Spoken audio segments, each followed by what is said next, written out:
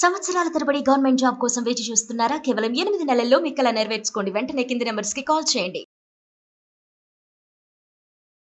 ఒకటి main problem ఏంటంటే, పుట్టింట్లో ఉన్నప్పుడు అట్లా అమ్మ, నాన్న వల్ల సఫర్ అయ్యాను.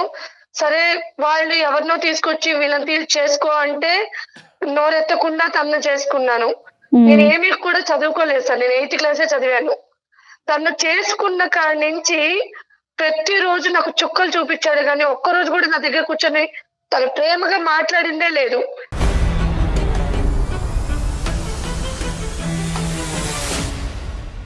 పైగా అనుమానం.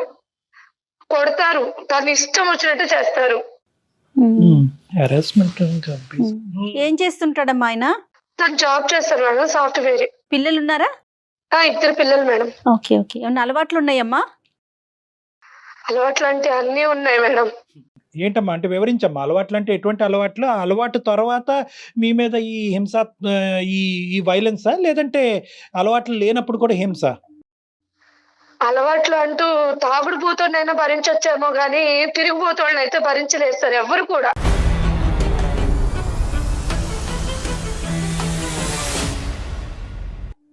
ఆ కళా పోషణ కూడా ఉందా? సరే. చాలా. సునీత గారి ఇంట్లో ఎవరెవరు ఉంటారు? మీ అత్తయ్య మామయ్య అందరూ జాయింట్ గా ఉంటారా? వాళ్ళు ఎవరు ఉండరు మేడం. నేను, మా హస్బెండ్, మా పిల్లలు మాత్రమే ఉంటాం. Okay okay. రైట్ అమ్మా. కాదమ్మా, అంటే హింస అంటే ఏంటమ్మా? ఊరికనే ఏదో ఒక కారణం చూపెట్టి నీలో ఇది ఉంది, ఇది లేదు, ఈ వంట బాగుంది బాగాలేదనే ఉద్దేశంతో అంటాడా, లేదంటే ఏ కారణం లేకపోయినా కూడా హెరాస్ చేసేటటువంటి మేల్ షవరిజమా? అంటే ఎలా ఉంటదంటే ఆ టార్చరు, ఒక చోట కూర్చోలేడు, ఒక చోట నిలబడినివ్వడు.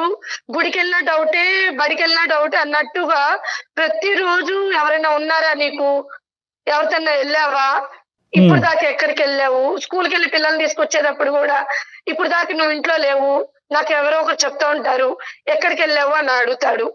ఏం మాట్లాడుతున్నారండి మీరు అంటే ఇంకా దాని వల్ల ఇంకా మాటకు మాట ఇంకా సాగదీస్తానే ఉంటాడు.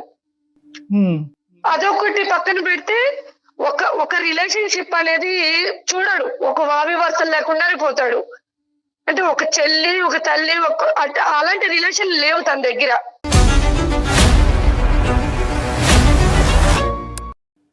అంటే ఏంటమ్మా? అంటే వాళ్ళతో రెస్పెక్ట్ గా ఉండడా ఏంటి మీ ఉద్దేశం? అంటే ఒక భార్య దగ్గర చేయాల్సినవి అన్ని ఆ రిలేషన్ దగ్గరగా ఉంటాడు. వాళ్ళు అంటే ఒక చెల్లి కావచ్చు, ఒక అత్త కావచ్చు, ఒక అక్క కావచ్చు, ఆ రిలేషన్ దగ్గర కూడా తను వెళ్తుంటాడు. అది కూడా ఎలా వెళ్తాడంటే నా కళ్ళ ముందే నా ఇంటికే తీసుకొచ్చి నువ్వు చూడు అంటాడు అనమాట.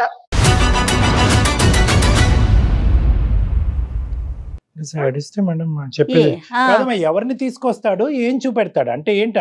ఆ శారీరక పరమైనటువంటి అది మీ ఎదురుగుంటా డెమాన్స్ట్రేషనా ఏంటిది?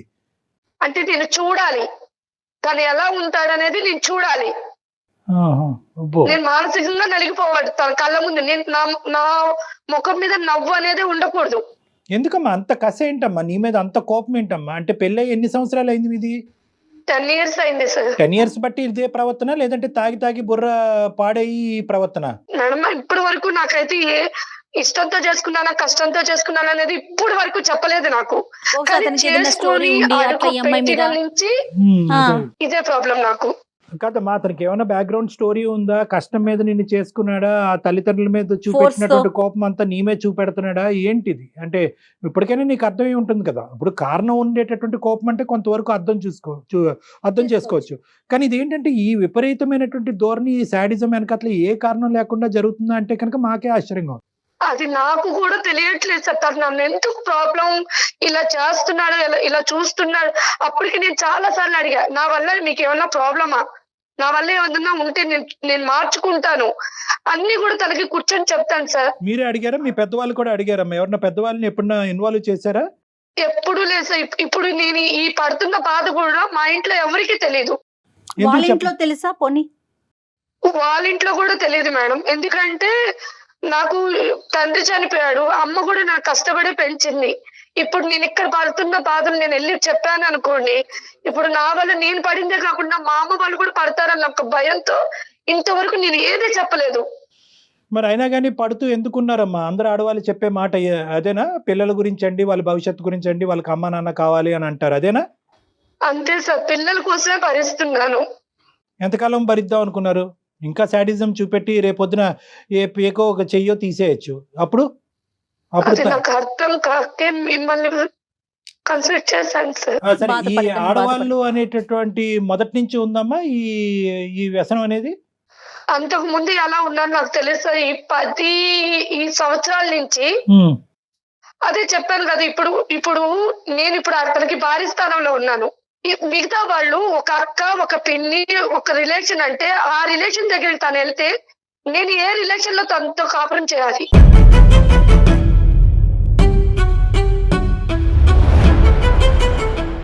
వాళ్ళు అంత దిగజారుడు ఏంటమ్మా? ఇప్పుడు ఓకే, ఇతను అంటే కనుక ఇతను వ్యక్తిత్వం, పర్సనాలిటీ భయంకరం ఉంది అనుకోవచ్చు.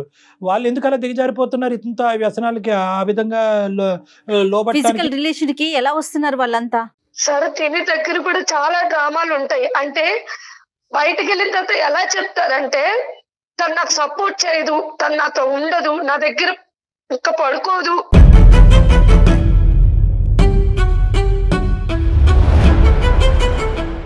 నేను ఎలా ఉండాలి, మీరైనా నన్ను అర్థం చేసుకుంటారేమో, అందుకే మిమ్మల్ని నేను కోరుకుంటున్నానని వాళ్ళ దగ్గర చెప్పడం. ఒక్కొక్కసారి ఏం చేస్తాడంటే నా ఫోన్ లో ఉన్న లిస్ట్ లో నా ఫ్రెండ్ సర్కిల్ తీసుకొని నాకు తెలియకుండానే వాళ్ళకి మెసేజ్ చేస్తున్నాడు.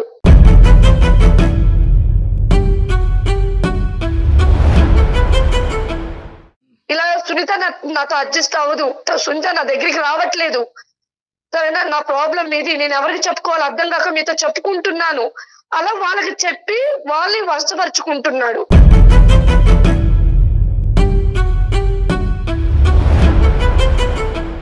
కాదమ్మా, ఇప్పుడు పిల్లల వరకు బాధ్యతలు తీసుకోవటం, స్కూల్ ఫీజులు కట్టడం, పిల్లల వరకైనా బాగా ఇంటి బాధ్యత. చూసుకుంటాడా?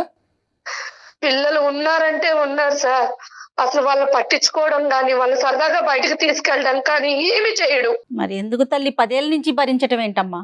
ఎప్పుడో నిర్ణయం తీసుకోవాలి కదా నువ్వు, ఇంకా కానీ భరిస్తావా? సమాజం అనేది ఒకటి ఉంది కదా అదే, మేడం, అదే. ఆ సమాజం కోసం బతికాను. ఈ కథ విని విని విని అలసిపోయామమ్మా. ఈ సమాజం ఏది? ఆ సమాజం వచ్చి నీ మీద సిగరెట్ పీకలతోనో లేదంటే చెప్పులతో కొట్టేటటువంటి పరిస్థితి వచ్చినప్పుడు ఆ సమాజం వచ్చి ఆపమనండి. ఏదా సమాజం? రేపొద్దున ఆడపిల్లలు ఇద్దరు మనసులో ఎలాంటి ప్రభావం ఉంటుంది? వాళ్ళు పెరిగి పెద్దయి ఒక ఇంటికి వెళ్లాల్సిన పిల్లలు కదా, రేపొద్దున పెళ్లి అంటే వణికిపోరు? కాదు, ఈ ప్రవర్తన పిల్లలు కూడా చూస్తున్నారమ్మా చూస్తున్నారు సార్ ప్రతిరోజు. ప్రతిరోజు. ఛీ, ఛీ. నా బాధ కూడా అదే, ప్రతిరోజు ఆ పిల్లలు అమ్మకేమవుతుంది అన్న భయంలోనే బతుకుతున్నారు.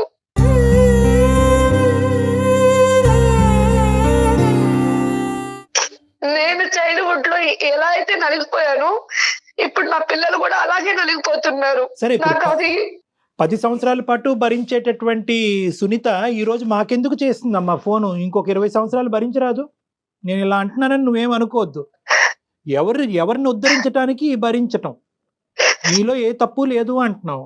అతను చూపెట్టినటువంటి హింస యాంగిల్ ఏది లేదండి, అన్ని రకాల హింస చూపెట్టాడు అని అంటున్నావు. పిల్లలకు కూడా అది చూస్తున్నారు పిల్లలు. అందులో ఏంటంటే అన్నిటికంటే భయంకరమైనటువంటి అంశం ఏంటంటే ఒక శారీరక పరమైనటువంటి సంబంధానికి వావి వరుసలు అవసరం లేదు అనేటటువంటి ఒక రాంగ్ ఎగ్జాంపుల్ ఆడపిల్లలకు చూపెడుతున్నాడు. అమ్మ, ఇది ఏం చేయాలమ్మా? 5 నిమిషాలు వింటేనే మాకు అసహ్యం కలుగుతోంది. ఆ పిల్లలు ఏమనుకుంటారమ్మా? ఆంటీ ఎందుకమ్మా ఆ రూమ్ లోకి వెళ్ళింది, నాన్న ఎందుకమ్మా అక్కడ పడుకున్నాడు, ఇవన్నీ రావు రేపొద్దున. అప్పుడు ఏమంటారు? నాన్న ఎంత తిట్టుకుంటారో ఇది ఓపికగా చూసేటటువంటి నిన్ను కూడా అంతే తిడతారు. ఈ దరిద్రం అంతా మాకెందుకు చూపెట్టావమ్మా అని అంటారు. ఏం సమాధానం చెప్తారు? నీకు అమ్మా నాన్న ఇద్దరు కావాలి కాబట్టి నేను ఓపికగా ఉన్నానని అంటారా? ఏ సమాధానం చెప్పినా చల్లదు అక్కడ. ఎందుకు బయటికి రాలేకపోయారు అండి సునీత గారు? ఎందుకు ఆలోచిస్తున్నారు మీరు? అంటే మీ కాళ్ళ మీద మీరు నిలబడే ధైర్యం లేకనా? తోడు రీజన్ ఏంటి? కాదు మేడం. దానికి తోడు సమాజం. ఇద్దరు ఆడపిల్లలు. ఇప్పుడు నా జీవితం ఇలా అయిపోయిందని నా పిల్లల జీవితం కూడా నేను చెడగొట్టలేను కదా. రేపు అనే రోజు మీ నాన్న ఎక్కడ అంటే ఆ పిల్లలు సమాధానం చెప్పుకోకుండా తలదించుకొని బాధపడతారేమోనని ఇన్ని రోజులు ఒకటి సర్దుకున్నాను. సునీత గారి పెద్ద ప్రాబ్లం ఏమొచ్చిందంటే కనుక ప్రతి రోజు ఇలాంటి ఒక 20-30 కథలు వింటా ఉంటానమ్మా. ప్రతి వాళ్ళు ఇదే అంటారు. రేపొద్దున అదే పిల్లలు రేపొద్దున ఇంకో విధంగా మాట్లాడతారమ్మా. మీరేమనుకుంటారంటే నాన్న ఎక్కడమ్మా అనే ప్రశ్న అడుగుతారేమో, ఆ ప్రశ్న అడగకుండా వాళ్ళని కాపాడాలని మీరు అనుకుంటున్నారు. మీకు అర్థం కానిది ఏంటంటే ఇలాంటి నాన్నతో ఎందుకమ్మా ఇంతకాలం ఉన్నావు, ఇలాంటి నాన్ని మాకెందుకు చూపెట్టావమ్మా, మగజాతి మీదే నమ్మకం పోయే విధంగా మమ్మల్ని ఎందుకు తయారు చేసావమ్మా అని అడిగే పిల్లలు కూడా ఉన్నారు. అడుగుతారండి రేపొద్దున. కాదు అంటే కలిసి ఉండటానికే నిర్ణయించుకున్నారా ఆ మనిషిని మార్చేట వద్దు సార్, వద్దా? వద్దు. ఓకే ఓకే ఎందుకంటే ప్రతిరోజు నిద్ర లేకుండా బతకలేను, ఆకలి దాచుకొని బతకలేను సార్ నేను.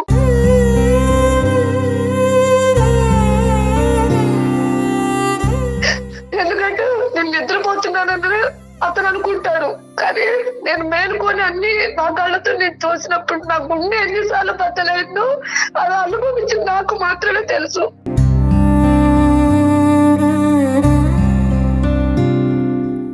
ఈ రోజు మీ మీద గర్జిస్తున్నాం కానీ మేము కోపపడుతున్నాం కానీ అంటే నువ్వు నిర్ణయం సరైన సమయంలో తీసుకోలేదనే బాధతో అంటున్నావు కానీ నీ బాధ మాత్రం అది వర్ణించలేమమ్మా. అది అది చాలా అది అనుభవించే నీకే తెలుస్తుంది. ప్లస్ ఇంకా పెద్ద ప్రాబ్లం ఏంటంటే నీకు చెప్పుకోవటానికి ఎవరు లేరు. ఇప్పుడు తల్లితో చెప్పుకుందాం అంటే ఆవిడ ఏం చేయగలదు, ఆవిడ బాధపడుతుంది. ఇప్పుడు చెప్పుకునేటటువంటి మనిషి లేకపోతే కనుక ఉన్న సమస్య 10 రెట్లు అవుతుందండి. సరే ఈ మనిషి ఇక్కడైనా నీ ఒక్కడితోనేనమ్మా, నీ ఒక్కదానితోనేనా లేదంటే అందరితోని ఇదే శాడిజము ఇదే పదజాలం కానీ ప్రవర్తన కానీ ఉంటుందా? సార్ నేనంటే కట్టుకున్న పిల్లను కాబట్టి భరిస్తున్నాను సార్, Right. పెట్టుకున్న వాళ్ళు ఎవరు భరించరు కదా. అవునవును అవును అవును సరే అత్తయ్య మావికి ఏమైనా చెప్పే ప్రయత్నం చేశారా? ఎప్పుడైనా చెప్పారు ఇట్లా చేస్తున్నాడు, ఇట్లా బిహేవ్ చేస్తున్నాడని? వాళ్ళు ఎక్కడ వాళ్ళ ఉన్నారు? దృష్టికి ఏమైనా తీసుకెళ్లారా? నువ్వు వాళ్ళ దగ్గరికి వెళ్ళినా నేను ఒప్పుకోను. అదేలే. మా అదేనండి అమ్మ ఏం చెప్తే నువ్వు అదే వినాలి. నీ నువ్వు బాధ నా చెప్పు చేతుల్లోనే నీ ఉండాలి. బాధను కూడా ఎవరికి చెప్పుకోకూడదు. చెప్పుకోవటానికి నేను లేదు. ఎలాగే ఉంటాను, నువ్వు బాధను అనుభవిస్తూనే ఉండాలి. ఎవరి దగ్గర నీ బాధను కక్కకూడదు. ఎవరు నీకు సహాయపడటానికి రాకూడదు. బా, ఎంత అన్యాయం కదా కళ్యాణ్ గారు. అది అన్యాయం. ఈవిడేమంటారు? ఇది అమాయకత్వం అంటారా, మూర్ఖత్వం అంటారా, ఏమంటారు? సరేనమ్మా, ఇప్పుడు మమ్మల్ని ఏం చేయమంటావు చెప్పు. నిర్ణయం అయితే తీసుకున్నానని అంటున్నావు. ఇందులో నాకు నిద్రలేని రాత్రులు, పిల్లలకి దరిద్రం ఇంక నేను చూపెట్టకూడదు అనేటటువంటి ఆలోచనలో నువ్వు వచ్చావు. మరి మా పాత్ర ఏంటి ఈ రోజు? ఎందుకు మాకు ఈమెయిల్ పంపించారు? నాకు అతను వద్దు సార్, నేను చదువుకోపోయినా 4 ఏళ్ళలో పని చేసుకున్నా నా పిల్లలు బతికించుకుంటాను. లేట్ అయినా లేటెస్ట్ గా వచ్చింది. ఓకే నాకు అతను వద్దు. ఓకే. నాకు అతని దగ్గర నుంచి నాకు విడాకులు కావాలి. దానికి ఒక అడ్వకేట్, మంచి అడ్వకేట్ ని చూసి మీకు మేము ఆ ఫోన్ నెంబర్ అది ఇస్తాం, దానికి సంబంధించి హెల్ప్ చేస్తాం. ఓకే. అందుకే మెయిల్ చేశాను మేడం, నాకు ఇంకెవరు లేరు కాబట్టి మీకు మెయిల్ చేశాను. మీరు చేస్తుంది కరెక్టో కాదో అనే ఒక కన్ఫ్యూజన్ లో ఏమన్నా ఉన్నారా? అదేమన్నా క్లారిటీ కోసం డాక్టర్ గారి సలహా తీసుకుందామని అనిపించిందా మీకు? అనిపించింది మేడం. Right right. తను చెప్పలేకపోతుంది పాపం తన అదే, బాధ. తన నిర్ణయం కరెక్టా కాదా కరెక్టే. అనేది అంటే తనకి. ఏంటంటే చాలా మంది ఆడవాళ్ళు మన దగ్గరికి వచ్చి సార్ ఈ రోజుతో నేను డిసైడెడ్ సార్, ఇంకా అతను వద్దు దండం పెడుతున్నాను అంటారు. కట్ చేస్తే కనుక మర్నాడు వచ్చి సరే సార్ అతనితో కంటిన్యూ అవుతానంట. సో ఇప్పటికీ కూడా మీరు ఏం నిర్ణయం తీసుకున్నారు అనేది ఇప్పటికీ కూడా మాకు క్లారిటీ లేదు, బహుశా మీకు క్లారిటీ లేదు. ఇప్పుడు మనం కాల్ చేసినా కూడా ఎత్తే స్థితిలో కూడా లేడు అనుకుంటున్నాను మేడం నేను. ఈ హింసాత్మకుడితో నేను ఉండకూడదనే నిర్ణయం తీసుకున్నా కాబట్టి ఫోన్ చేస్తే కనుక కొత్తగా వచ్చేటటువంటి ప్రాబ్లం ఏమీ లేదు. ఎత్తితే అదృష్టం. చూద్దాం, ఒకసారి ట్రై చేద్దాం. కలుపుతున్నాను sir. Right, okay. The person you're speaking with has put your call on hold. Please stay on the line. మీరు హలో హలో. సుమన్ టీవీ వాళ్ళకి దాంట్లో అందమైన జీవితం ప్రోగ్రామ్ కి నేను మెయిల్ చేశాను. దాంట్లో డాక్టర్ కళ్యాణ్ చక్రవర్తి గారు సైకాట్రిస్ట్, అలాగే జయ మేడం గారు కూడా ఉన్నారు. నా వర్షన్ లో నేను అన్ని చెప్పుకున్నాను. వాళ్ళు మీతో మాట్లాడతారంట, ఒకసారి మాట్లాడండి. నాతో ఏం మాట్లాడతారంట? ఏం మాట్లాడతారు వింటేను కదా తెలుస్తుంది. అయినా నువ్వు ఎందుకు వెళ్ళావు? ప్రోగ్రామ్ ఎందుకు వెళ్ళావు? నా కోసం నీకు తెలుసు కదా. పిచ్చి పిచ్చి వేషాలు వేస్తున్నావు ఏంటి? ఇప్పుడు నాతో వాదించమని నేను అడగలేదు, నన్ను తిట్టమని నేను అడగట్లేదు. ఒకసారి వాళ్ళతో మాట్లాడమంటున్నాను. నువ్వు ప్రోగ్రామ్ ఎందుకు వెళ్ళావు అన్నా నేను ఫస్ట్. ఆవిడ రాలేదండి, రాలేదు.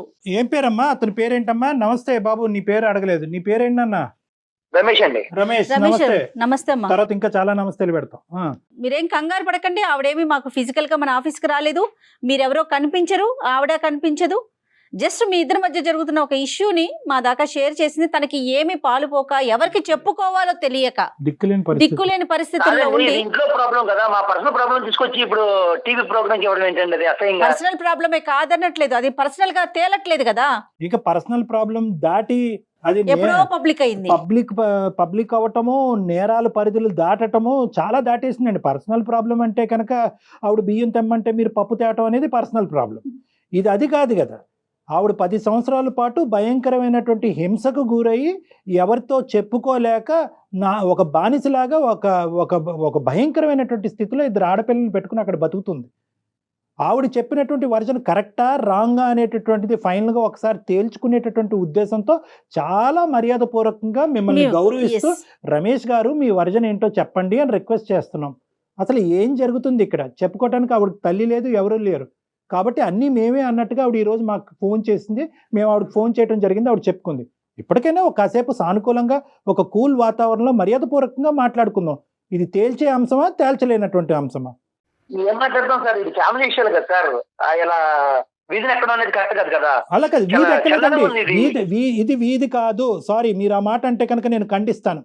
మీ భార్యకి మీకు ఇప్పటి వరకు ఎవరు మీ భార్యకి ఒక సలహా ఇచ్చేవాళ్ళు లేక ఆవిడ 10 సంవత్సరాల పాటు నరకాన్ని అనిపించింది. మీకు బుద్ధి చెప్పేటటువంటి వాళ్ళు ఎవరు లేక మీరు ఇలా విర్రవీగిపోతున్నారు. మీరు కొట్టడం వాస్తవా? వేరే స్త్రీలను తీసుకొచ్చి ఇంట్లో కొనకటం అనేది వాస్తవా? మీరు తాగి తందనాలు ఆడటం అనేది వాస్తవా కాదా చెప్పండి, బాధ్యతలు తీసుకోకుండా. ఈ 4 అంశాల మీద మీ వివరణ ఏంటో చెప్పండి. అవును సార్, చేసిన మాట నిజమేనండి. తప్పే ఉంది సార్. ఏంటి అది నాకు నా లైఫ్ స్టైల్ ఎలా ఉంటది, నాకు నచ్చింది, నేను అలాగే ఉన్నాను. కుక్క అండి ఆవిడేమన్నా కొట్టడానికి? కుక్కను కొడితేనే చంపేస్తున్నారు ఈ రోజుల్లో. కుక్క ఆవిడ, ఎందుకు కొడతారు ఆవిడ? ఏమో సార్, మా ఇళ్లలో ఫస్ట్ నుంచి మా పరిస్థితి ఇలాగే ఉంటుంది సార్. ఆడవాళ్ళు చనిపోయాం మేము అసలు. ఖచ్చితంగా మా కాలేజీ ఉండాల్సిందే సార్. మా నాన్నగారు, మా తాతగారు, మా అన్నయ్య గారు వీళ్ళందరూ ఇలాగే ఉన్నారు. నేను కూడా అలాగే ఉన్నాను సార్. రేపొద్దున మరి మీ పిల్లలకి పెళ్లిళ్ళు చేస్తే వాళ్ళ పరిస్థితి కూడా అలానే ఉంటే ఓకేనా మీకు? సొంతం ఇస్తే నెత్తి మీద ఎక్కి నాట్యం చేస్తారు. ఎవరు ఆడవాళ్ళా? ఏం మాట్లాడుతున్నావయ్యా నువ్వు? సాఫ్ట్వేర్ వా? ఏం మాట్లాడుతున్నావు నువ్వు? ఏ కాలంలో ఉన్నావు? మా ఇంట్లో పరిస్థితి ఇలాగే ఉంటదండి. మీరు ప్రత్యేకంగా ఉన్నారా? వేరే ప్రదేశంలో ఉంటున్నారా? మనుషుల మధ్య ఉండట్లేదు? తను అసలు నాకు ఇష్టం వచ్చినట్టు ఉండదండి, నాకు కంఫర్ట్ గా ఉండదు. నాకు నచ్చినట్టుగా నేను ఉంటాను అంతే. మీకు నచ్చినట్టుగా మీరు ఉన్నటువంటి వాయు వర్ష లేకుండా జంతువులాగా ప్రవర్తించటమా? కాదు నాన్న, ఏంటి ఇది మా పద్ధతులు, ఇది మా ఆనవాయితీ, ఇది మా సాంప్రదాయం అంటే ఏంటి? పారంపర్యంగా వచ్చినట్టు ఆవిడ ఇంట్లో పద్ధతి సాంప్రదాయం కూడా అంతేనంట. మగాడిని చెప్పించుకుని కొట్టాలంట, అవసరం అయితే కనుక బూటకాలు కింద తొక్కేయాలంట. వాళ్ళ ఇంట్లో కూడా అదే సాంప్రదాయం అంటారు. అదే అలా చేయకపోబట్టే మీకు 2 కాదు 3 కొమ్ములు ఉన్నాయి. కాదు, ఇప్పుడు కొట్టడం వెనకతలు సరే నువ్వు కొడుతున్నావు, ఇది సాంప్రదాయం, ఆడదాన్ని ఎక్కడైతే పెట్టాలో అక్కడ పెట్టకపోతే కనుక లేచి మన ఎత్తి మీద శివతాండం చేస్తుందని ఏదో పెద్ద పెద్ద కబుర్లు చెప్తున్నావు. ఈ అమ్మాయి ఈరోజు ఒక తల్లిగా కానీ, ఒక భార్యగా కానీ, ఒక స్త్రీగా కానీ మీకు చేయనటువంటి ఒక్క అంశం ఈ 10 సంవత్సరాల్లో చెప్పు. ఏదో చేయట్లేదు అంటున్నావు కదా. 0.5% వేలెత్తి తప్పు చూపెట్టు. 0.5% వేలెత్తి తప్పు చూపెట్టు. సార్ నాకు నచ్చినట్టు ఉండదు సార్ అమ్మాయి. ఏంటో నచ్చటం గడుపుకుంటుంది. ప్రిన్సా నువ్వేమన్నా పెద్ద రాజువా ఏంటి? నీకేంటి నచ్చాలి? ఎలాంటి భార్య కావాలి? నేను ప్రిన్స్ కాకపోయినా నా ఇష్టాలు అంటే నాకు ఉంటాయి కదండి. నేను బ్రతకాలనుకున్నట్టు నాకు భార్యగా సపోర్ట్ చేయాలి కదా. చెప్పయ్యా సార్, ఇది ఎలాంటోడు అంటే కనీసం మా నాన్న చనిపోతే కనీసం మా నాన్న చూడటానికి రాలేదు.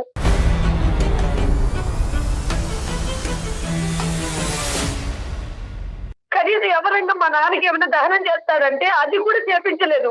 నా చేతులతో ఒక ఆడపిల్లగా నేను చేశాను దహనం మా నాన్నకి. మీ తండ్రి దహనం వరకు గురించి చెప్తున్నావు. నువ్వు చనిపోతే వస్తాడేమో లేదు, ఫస్ట్ అది ఆలోచించుకో పిచ్చిమోహన్. నువ్వు చనిపోతే కానీ, లేదంటే నీ పిల్లలు ఏమన్నా భయంకరమైన ఆరోగ్య పరిస్థితిలో చిక్కుకుంటే కనుక వాళ్ళ చావు బ్రతుకుల మధ్యన అది రాకూడదని నేను భగవంతుని కోరుకుంటున్నా. వస్తే ఈ మనిషి కనిపిస్తాడా, లేదంటే తాగుతూ వేరే ఆడదాంతో ఉంటాడు. మీ తండ్రి వరకు ఎందుకమ్మా? తండ్రి వరకు ఎందుకు తల్లి? ఎక్కడ తండ్రి అమ్మా, నువ్వు చూసుకో ముందు. ఆవిడ సంబంధించిన రేట్లకి నేను వెళ్ళను, తనకు తెలుసు నేను వెళ్ళను, ఇప్పుడే చెప్పేశాను. అలాగే మొన్న వాళ్ళ నాన్నగారు చనిపోయినప్పుడు నేను వెళ్ళను. మరి రేపొద్దున మీ ఇంట్లో ఏదన్నా జరిగితే జరిగితేనమ్మా వెళ్ళాలి మేడం. వెళ్ళకపోతే మళ్ళీ అదొక చుక్కలు చూపిస్తారు నాకు. అలా కదా రమేష్, ఇవన్నీ ఒకెత్తు. నేను కొనసాగటం కూడా నాకు ఇంకా అసహ్యంగా ఉంది. ఎందుకంటే నీలాంటి వాళ్ళకి కౌన్సిలింగ్ చేస్తే కనుక నేను పోయి ఎవరి చేతన కౌన్సిలింగ్ చేయించుకో. అది కాదు, ఇదంతా ఒకెత్తు. ఒక్క పాయింట్ నాకు చెప్పు. వావి వరుసలు లేకుండా వేరే ఆడవాళ్ళు ఎవరు మీ ఇంట్లోకి ప్రవేశిస్తున్నారు? వాళ్ళతో నువ్వు కులకటం ఏంటి? ఆ మాయదారు మొహాలకి వాళ్ళకి బుర్రలు లేవా? వాళ్ళకి బట్టలు లేరా ఏంటి? నీకు బుద్ధి లేదా? వాళ్ళు ఎవరినైనా ఆ ఒక్కటి క్లారిటీ. సార్ నేను ప్రతి చెప్తున్నాను సార్, మీకు నాకు ఫీలింగ్స్ ఎక్కువ సార్. ఏ ఫీలింగ్? ఆ ఫీలింగ్ తిను నన్ను కరెక్ట్గా సపోర్ట్ చేయదు సార్, ఎంకరేజ్ చేయదు. నాకు నచ్చినట్టుగా నా ఇంట్రెస్ట్ తగ్గట్టుగా తను ఉండదు సార్. నీకు కుక్కనో పందునో తీసుకొచ్చుకోలేకపోయావా? ఒక కుక్కనో పందునో తీసుకొచ్చుకోలేకపోయావా? ఆడవాళ్ళు ఎందుకు అలా తీసుకొస్తాం సార్ మనుషులు. ఏం మాట్లాడుతున్నావు? రగిలిపోతుంది అసలు. నాకు నచ్చిన వాళ్ళు ఉంటారు సార్, వాళ్ళు నేను తెచ్చుకున్నాను. ఎందుకు నీకు సరైనటువంటి సమాధానం తెచ్చుకున్నాను? పోలీసులు చెప్పాలి. ఈ అమ్మాయి బుర్ర బుద్ధి లేక ఈ అమ్మాయి ఇలా ఉంది, కానీ నీకు సరైనటువంటి సమాధానం పోలీసులు చెప్పాలి. లీగల్ గా నీకు శిక్ష పడాలి సార్. దానికి కూడా రీజన్స్ ఉన్నాయి సార్. తిను నా ఇంట్రెస్ట్ తగ్గట్టుగా ఉండదు. సో నా ఇంట్రెస్ట్ నచ్చిన వాళ్ళు ఉంటారు, నేను అలాంటి వాళ్ళతో ఉంటాను సార్. తప్పే ఉంది.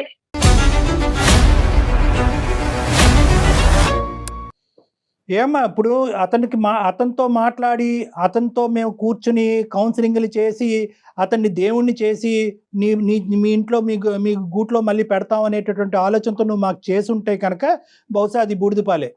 నువ్వు ఇప్పుడు నీకు వద్దు అనుకుంటున్నావా? నీ నిర్ణయం 210% కరెక్ట్ అమ్మా. వద్దు అనుకుని మామూలుగా వదిలేయకూడదమ్మా. ఒక అడ్వకేట్ కి దగ్గరికి వెళ్ళి ఇది పోలీస్ స్టేషన్ అప్లై చేయటము, లేకపోతే డివోర్స్ కోసం వెళ్ళటం కాదు, ముందు పోలీస్ కంప్లైంట్ ఇవ్వాలని చెప్తాను నేనైతే. తనొద్దనుకోవడం కాదు, నేను ఒప్పుకున్నాను తనని. తనకు చెప్పండి, తనొద్దనుకోవడం కాదు, తనే నాకు వద్దు, నాకు తను సూట్ అవ్వదు, నా ఇంట్రెస్ట్ దగ్గర తను ఉండదు, తను నాకు వద్దండి.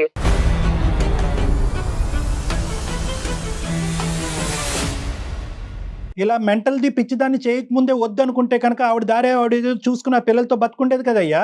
ఆవిడే వద్దా, పిల్లలు కూడా వద్దా? నువ్వేం తండ్రి అయ్యా? వాయు వరుస లేకుండా పోతే నేను చెప్పుకోలేని రోగాలు వస్తాయి, జాగ్రత్త.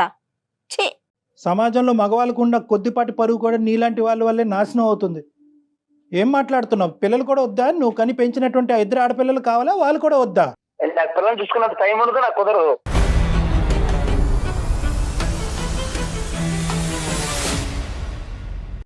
రమేష్, చెప్పండి. నీకు కొన్ని సర్ప్రైజ్ రిటర్న్ గిఫ్ట్లు తొందరలోనే వస్తున్నాయి. నువ్వు వింటే కనుక ఇప్పుడే షాక్ అవుతావు, కాబట్టి దయచేసి నువ్వు ఫోన్ పెట్టేసే, ఆ అమ్మాయితో మేము మాట్లాడాలి. బాయ్ నాన్న. ఏం పర్లేదు సార్, నేను చూసుకుంటానండి. పెద్ద గొయ్యి తవ్వుకుని అందులో చూసుకో. బాయ్.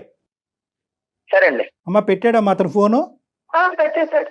సరే, ఇంకో సునీత, నీ ఓపికి శతకోటి వందనాలే తల్లి. 10 ఏళ్ళ భరించేది ఇలాంటి మృగంతోనా? ఇప్పుడు తనకి ఏం చేయమంటారు? మీ సలహా ఏం చెప్తారు? లేదమ్మా, ఇప్పుడు ఇది మన పర్వ్యూలో లేదమ్మా. ఇప్పుడైనా కూడా నీ స్ట్రెంగ్త్ ని బిల్డప్ చేసుకో, నీ కాన్ఫిడెన్స్ ని బిల్డప్ చేసుకో. నువ్వు ఒక రాణి లక్ష్మీబాయి లాగా పోరాడవలసినటువంటి సమయం ఆసన్నమైంది. ఇప్పుడు పోరాడిపోతే ఎప్పటికీ నువ్వు పోరాడలేవు. నీ హక్కుల గురించి, నీ రైట్స్ గురించి నువ్వు పోరాడు. కేవలం డివోర్స్ పేపర్ మీద ఒక సంతకం పెట్టేసి పంపించద్దు. ఎందుకంటే అదే నాటకంతో అతను ఏమంటున్నాడు, తనిచ్చేది ఏంటి, నేనే ఇస్తానంటున్నాడు. అంటే నిన్ను ఎంకరేజ్ చేస్తున్నాడు. సింపుల్గా నువ్వు సంతకం పెడితే అతను సంతకం పెట్టేసి డివోర్స్ అవుతాయి. నో, ఇవి ఏవైతే కనుక లీగల్గా అతని మీద సెక్షన్స్ పడాలో ఆ సెక్షన్స్ అన్ని శిక్ష పడాలి. అతనికి బుద్ధి రావాలి, అతని నాలుక అతను ఖర్చుకోవాలి, జైల్లో కూర్చోవాలి. ఇవన్నీ కూడా ఉంటాయి. నెంబర్ 1 ఏంటంటే అంత ఈజీగా అతను ఆడపిల్లలు ఉన్నారు కదా కళ్యాణ్ గారు, అది భయపడుతున్నట్లుంది తను. ఏం భయం లేవమ్మా, ఏం భయం లేదు. వాస్తవానికి ఏంటంటే కనుక నువ్వు నా మాట విను. నువ్వు నీ దగ్గరలో ఉండేటటువంటి షీ టీమ్స్ కానీ పోలీస్ స్టేషన్ కానీ వెళ్ళి ఎఫ్ఐఆర్ రిజిస్టర్ అయ్యేటట్టు చూడు. ఆ తర్వాత కోర్టులో కూడా నువ్వేంటంటే నీ పిల్లలకు కావాల్సినటువంటి మెయింటెనెన్స్, నీకు కావాల్సినటువంటి ఏలంని, ఆర్థికంగా నువ్వు చదువుకోలేదు కాబట్టి, నువ్వు ఉద్యోగం చేసుకోవట్లేదు కాబట్టి నీకు కావాల్సినటువంటి మెయింటెనెన్స్, ఇవన్నీ లీగల్ టర్మ్స్ అనుకోండి. ఇవన్నీ నేను మాట్లాడను. అవన్నీ కూడా ఒక లాయర్ మనకున్న చాలా మంది గెస్ట్లు ఉన్నారు, అడ్వకేట్స్. Very good. సో నేను ఒక్కసారి వాళ్ళతో తనతో మాట్లాడిస్తాను సునీత. షూర్. అమ్మాయి కావాల్సినటువంటి అవుట్ రైట్ సపోర్ట్ నీకు మా సైడ్ నుంచి ఉంటదమ్మా. ఇక ముందు ఎవరు లేరు అనేటటువంటి భావంతో నువ్వు ఉండద్దు. సుమన్ టీవీ యాజమాన్యం అవనండి, జయ గారు కానీ అవనండి, ఎవరైనా కూడా మీ అందరం మీ తోడుంటామో. నీకు ఏ సమయంలో ఉన్నా, ఎంత అవసరం ఉన్నా కూడా మాది ఒక కాంటాక్ట్ నెంబర్ ఇస్తాము. ఆ కాంటాక్ట్ నెంబర్ కాల్ చేయండి. నీకు సరైనటువంటి దిశ మేము చూపెడతాం. ఇది మా సైడ్ నుంచి ప్రామిస్. 100%. కానీ మీరు కోర్టుకు వెళ్ళి స్టేషన్ కి వెళ్ళి అతని మీద కేసు పెట్టకుండా ఎట్టి పరిస్థితుల్లో ఇంటికి వెళ్ళకండి. కాదండి, ఇంటికి వెళ్ళకూడదు కదా కళ్యాణ్ గారు. నీకు కావాలంటే కనుక పోలీస్ స్టేషన్ కి వెళ్తే కనుక ఇతని దగ్గర నుంచి నాకు ఈ థ్రెట్ ఉంది, ఇంతకాలం నేను ఇంత హింసపడ్డాను, ఈ నిర్ణయం తీసుకుంటున్నాను కాబట్టి అతని కక్ష ఇంకా ఎక్కువయ్యి నన్ను చంపేటటువంటి ప్రయత్నం చేస్తాడు కాబట్టి నాకు పోలీసు వారి చేత రక్షణ కావాలి అని చెప్పి కూడా నువ్వు పెట్టుకోవచ్చమ్మా. రైట్, కరెక్ట్ అండి. చాలా ధైర్యంగా ఉండు తల్లి. నేను మన ఈ ప్రోగ్రామ్ అయిపోయిన తర్వాత ఒక అడ్వకేట్ తో నేను మాట్లాడి వాళ్ళ నెంబర్ నీకు నేను పాస్ ఆన్ చేస్తాను. వాళ్ళతో ఒకసారి నీ ప్రాబ్లమ్ ఇంకా క్లియర్ గా, ఇప్పుడు ఎందుకంటే నువ్వు ఫోన్ లో మా అందరి మధ్యలో నువ్వు చెప్పలేకపోతున్నావేమో, బహుశా నీకున్న ప్రతి సమస్యని వాళ్ళతో వివరించు. దాన్ని బట్టి నెక్స్ట్ ఏం చేద్దాం అనేది ఆలోచిద్దాం. కానీ ధైర్యంగా ఉండు, దాన్ని మాత్రం కోల్పోవద్దు.